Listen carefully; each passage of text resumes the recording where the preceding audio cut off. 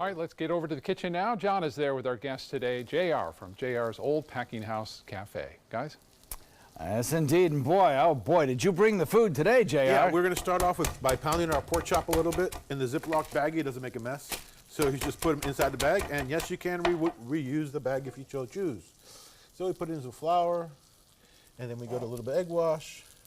And because we're on diet so well, we're going to hit it with some cornbread crusted stuff. And because we're on diets again, we're going to hit it one more time and give it that double crust thing.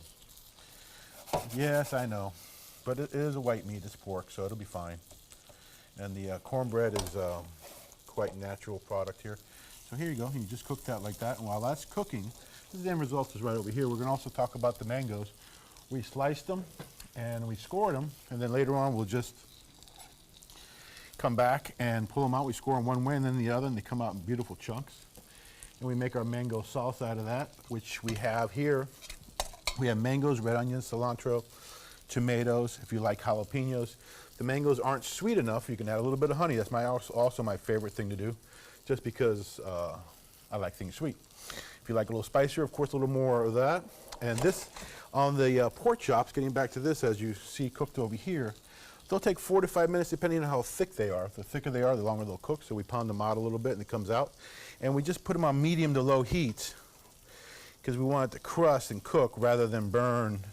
Since it is a breadcrumb, it could burn, so we don't want to do that. So we want it kind of low and slow, so about 4 and 5 minutes to each side, and that'll come up just nice. And now if you want variations of this would be, you could add a little flour and make a gravy out of the sauce, or you could add a little mojo and with the flour and make a little mojo gravy, stuff like that, or any variation thereof, a little wine if you like, or some. But I kind of like this concept because you have the cornbread crusted. It gives a little different taste than regular breadcrumbs, and the mango salsa. And see how nice and cooked over here we got. It's great. So, and basically, now I use rice and black beans because that's traditional for us, but it doesn't have to be. And a little bit of rice. Is this on your menu at the restaurant? Tonight it is. A little cilantro, red onion on top, if you like. If you don't like, that's okay. And then some of the mango salsa, or actually a mango chutney of sorts, I guess. Whatever. It's all good. It'll work just like that. And it comes out really pretty and nice and soft like that. And then we come back over here as that's cooking, just to give it a, see how nice and, probably want it a little bit longer than that. So we're gonna leave it like that for a little bit, but eventually it'll come out like being like that. It's a really colorful dish, nice summer dish. A lot of the trees right now, as you noticed everywhere in town, there's mango trees that are just full of trees and they are mangoes, full of fruit everywhere you look. Everywhere. Yeah. And they're cheap at the store too, so that's also a bonus.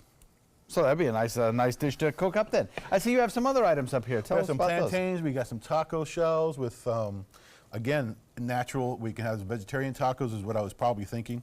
The mangoes on top of that with some jalapenos on top. The mangoes are just like these. Come right off my mom's tree, and they're just beautiful and nice. And then if you cut them like so, you can get a really nice, simple way to cube them and not have to go through a whole lot of bleeding. Now, when you handle the mangoes on the outside, make sure you wash them also. But make sure you wear gloves because some people are allergic to the skin or the... That sap that comes out of there, that sticky stuff, yeah. However, they're usually not allergic to the mango, they were just allergic to the stuff. Yeah. And we use... So good stuff. I remind everybody that the recipe for JR's dish is on our website, mysuncoast.com. Click on the dining link page, and it will take you right there. JR's Old Packing House, a Sarasota landmark. Thanks, sir, for coming in today. Thank you. Appreciate it. Okay. We'll be right back.